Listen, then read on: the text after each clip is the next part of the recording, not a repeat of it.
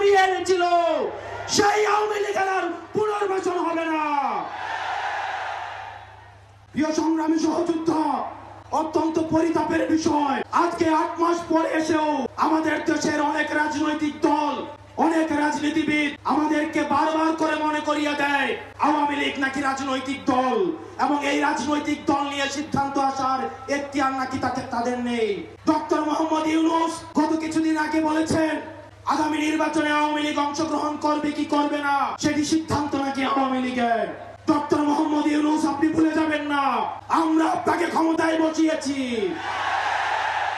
আওয়ামী লীগ নির্বাচন করবে কি করবে না, আওয়ামী লীগ আসবে কি আসবে না, এই সিদ্ধান্ত নিয়েছি আমরা।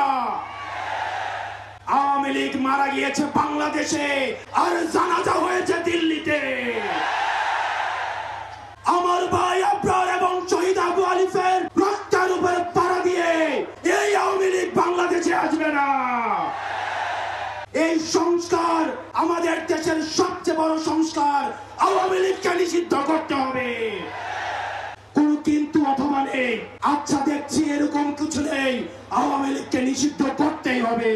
আপনারা ভুলে গেলে চলবে না, আওয়ামী লীগ কোন রাজনৈতিক দল নয়। ৭১ পরবর্তী সময়ে আপনারা দেখেছেন শেখ মুজিব সর্বপ্রথম বাকশাল কায়েম করে গণতন্ত্রকে গলা টিপে হত্যা করেছে।